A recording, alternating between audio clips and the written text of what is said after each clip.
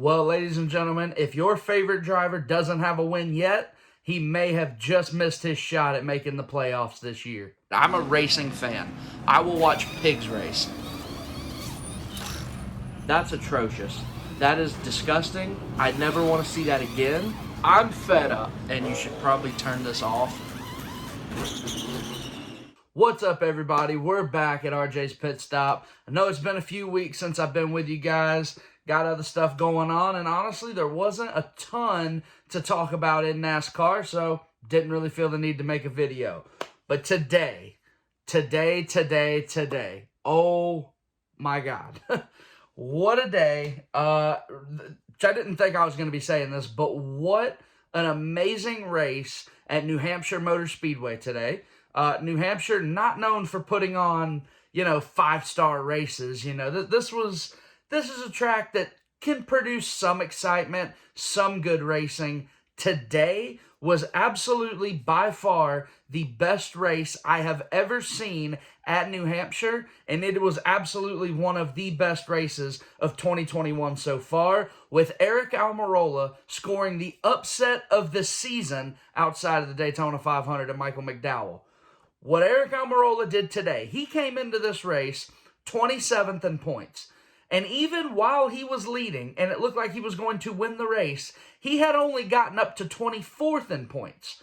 This team knew they had one goal, and their one goal was they had to go out there and they had to win a race, because they literally were in a win now mode, or they were not making the playoffs. There was no chance for them to make it in on points. They knew they had to go out there, they had to play their cards right, they had to get a dub. Most people probably circled Daytona, looked ahead to that and thought, Aric has ran good on super speedways. His 2 career wins have come on super speedways. Maybe Daytona will be the place where they can break through and maybe steal a playoff spot.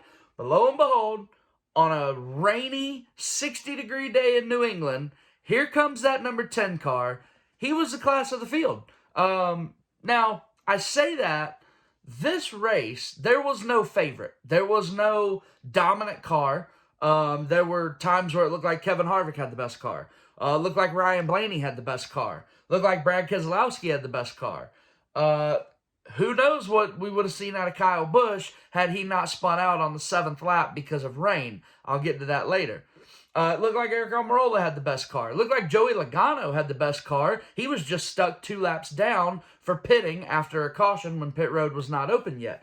This race was so entertaining. I mean, from the drop of the green flag, with the action on the track, then you get the rain, you get the delay, you got Bubba and Corey LaJoie and, them throwing a football into the stands, playing with the fans.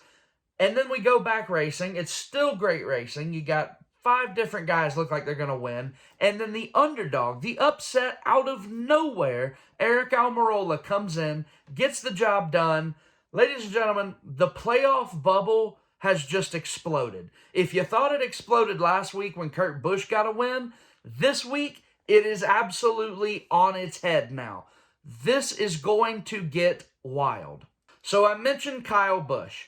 I mentioned he started on the pole, led the first 7 laps, dives off into turn 1 and 2, and it's raining. It is absolutely raining. He spins out, backs it in the wall. His day is done on the 7th lap of the race. Martin Truex and Denny Hamlin also spun out. Truex, they got it rolling again. He was never really a factor. Hamlin ran well. I believe he ran top 10 most of the day. But Kyle Busch getting taken out because NASCAR did not throw the caution in time. And then Kyle Busch going and bumping the pace car, which I'm sure he'll be hearing about that come Tuesday morning. This is unacceptable for NASCAR to do. We cannot have a situation where it is literally raining and NASCAR doesn't want to throw the caution because they think it'll pass. Look, if we didn't learn anything from Circuit of the Americas and that shit show we had out there in the pouring rain, we have got to be more careful. What we need is for NASCAR to step up and draw the line and be like, look, if it's raining, we got to throw the caution. You cannot wait. I get it. You want to keep the cars out there. You want the product to be good for television, for the fans in attendance, all that. I understand it.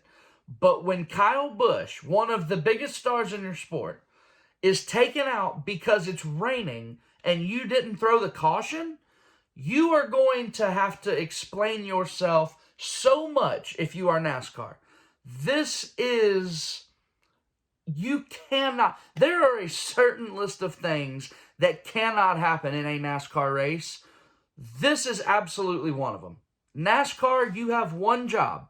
You need to watch the skies, watch the track, make sure the drivers have a safe environment and the drivers aren't going to be taken out by something out of their control. That is exactly what happened today. We cannot have that again. Now, this race wasn't all about Kyle Busch. This was absolutely a fantastic race. I mean, we had side-to-side racing. The strategy of how to get into a corner. Do you go in high? Do you dive in there real early and mess up your coming off? Or do you lay back and try to get the run off? The way these drivers were getting side by side, maneuvering the corners, figuring out how to outrun the other, this was one of the more entertaining races that I have watched all year. This was absolutely beautiful.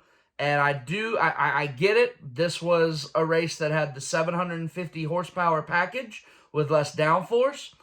This is the package that we need to be running for all 36 races. What we saw today was awesome. What we saw today was great NASCAR racing. We need that week in and week out. These people that still want to push this downforce, this 550 package with extra downforce, I don't understand what you think you're getting. The product that we saw today is the product that NASCAR needs to be putting out there from February all the way through November. We need it to be consistent. We need this every week. We do not need this other package that does not produce the same great racing that we saw today. Now, obviously this was a great race, and I could go on and on talking about the race, but the ramifications that came from this race far exceed anything that could have happened in this race. Aric Almirola winning, he went from 27th in points to locking himself into the playoffs. The playoff bubble, we thought we knew what was going on. When Kurt Busch won last week, everybody below the cut line was over 100 points back. Those guys knew they were going to have to win a race to make the playoffs. Now, Aric Almirola getting in there, the bubble or the line moves. And now Austin Dillon finds himself outside of the bubble or outside of the playoffs by 5 points behind his teammate Tyler Reddick. Just a few weeks ago, it looked like both Richard Childress racing cars were comfortably in the playoffs, and that was going to be an amazing story for how far that team has come. Now, these two teams have to fight each other for the final playoff spot, and they're not even guaranteed to make it. We still have Watkins Glen, the Indianapolis Road Course, Michigan, and Daytona before the playoffs start. Watkins Glen and the Indy Road Course, those are road courses. Anybody can win. Anything can happen because strategy always plays a big part in those. We go to Michigan. Michigan is a fuel mileage racetrack. Who knows? You save fuel, anybody can back into that win. And then Daytona to close the regular season at the most unpredictable track that we have on the circuit. These final 4 races before the playoffs start, this is going to be edge of your seat, watch every lap, take it all in. This is going to be great television. Now, I mentioned Tyler Reddick and Austin Dillon. They're fighting for that last spot. It's only 5 points separating the two teammates. Kevin Harvick is now sitting 15th, and he's only good by 82 points. That sounds like a lot, but 4 races, you got to factor in their stage points and everything else. This is not, Kevin Harvick by no means is locked into the playoffs. Anything can happen in this sport. We know that. Aric Almirola won today. The guy was plus 9,000 in Vegas to win today. Hope one of you guys watching had that bet. Please tell me you did. But Kevin Harvick is only in the playoffs right now by 82 points. This is a guy that won like 9 races last year, absolutely dominant, has yet to find victory lane this year, and now he's got to be looking over his shoulder because this dude might not even make the playoffs. Listen, I get it. I get it. There's a bunch of traditionalists. There's all these people that think, oh, well, that's not fair. Aric Almirola's ran like shit all year. He doesn't deserve to be in the playoff. Oh, Michael McDowell doesn't deserve to be in the playoff. What NASCAR wanted was for winning to be the ultimate goal. I have not once in the past couple years heard a driver get out of the car and say that we had a good points day. And that's what NASCAR wanted. NASCAR wanted to get rid of good points days. Kevin Harvick, he had a good points day today. Guess what? That dude's in trouble because he's got to look behind him. He might miss the playoffs. There is no such thing as a good points day anymore. This new format of win a race and get in, yes, it's controversial. Yes, we're going to get some guys that really don't deserve to run for a championship. But at the end of the day, when you get in that race car, your goal has to be to win. Kevin Harvick has not won this year. Denny Hamlin, by the way, has not won this year. He is, however, like 300 points in, so it would take absolute chaos for him to miss. But still, he's not locked in. This format that we have right now in NASCAR is producing so much drama, and it is great television. Now, I mentioned that we only have 4 races left until the playoffs start. Listen, I get it. Tyler Reddick and Austin Dillon are going to be focused on themselves, trying to make this playoff and trying to see which one of them is going to get the 16th spot. I'm going to tell you right now, both of them are missing the playoff. I really think we will get at least one new winner before the playoffs start. And it may come at Daytona because it may be Ross Chastain. It might be Matt DiBenedetto. Those would be my 2 picks. Both of them ran extremely well today. Ross Chastain, I mean, he was running like 6th or 7th all day. I don't know where he ended up. I should have looked that up. But this guy, he has been on a roll. He runs well at road courses. The next 2 races are at road courses. Michigan and then Daytona, where anybody can win at Daytona. I would keep my eye out for Ross Chastain. I think he's going to make the playoffs. And I think both of those Childress cars are going to end up missing the playoffs because of it. Now, it's been a few weeks since I've been on here to talk to you guys, and we have had some silly season news. It was announced this past week that Harrison Burton is going to be moving up from the Xfinity Series and taking over the Wood Brothers 21 from Matt DiBenedetto. The same day it was also announced Austin Cindric is officially moving to the 2 car next year for replacing Brad Keselowski. We are going to get the confirmation of Brad Keselowski teaming with Roush. I would assume this week. I think that's when we're going to get it. But I want to talk about this Harrison Burton and Matt DiBenedetto deal. Because I thought, and I think Matt thought this too, when it was announced that Brad was leaving, rumored that Brad was leaving, and Austin Cindric would go to the 2 car, most people like myself thought, hey, that's great for Matt DiBenedetto. Now Matty D gets to keep that 21 ride. That, however, is not the case. Harrison Burton is moving up to take that ride. Now, Harrison Burton is not a bad race car driver at all. I think he's very good. I do think he underperforms in the Busch Series. Gonna keep it real. When he's in that kind of equipment, I think he should be winning way more often than he does.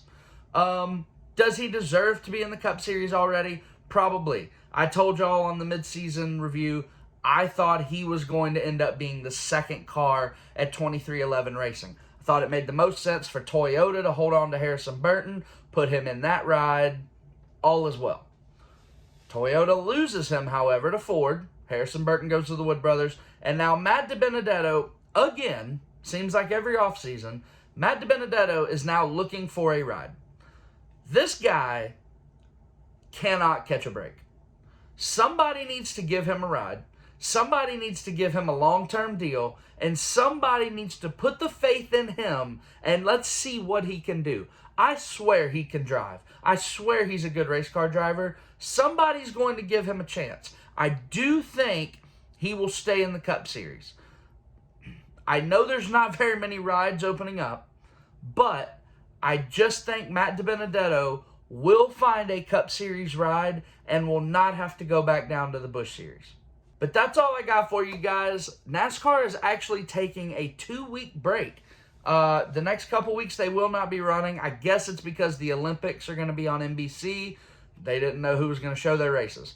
So NASCAR's getting a 2-week break. I'm going to take a 2-week break also. We will be back. Where are they going? Watkins Glen? I might do a Watkins Glen review, might not. If something crazy happens, you know I'll be here though. We'll see y'all later.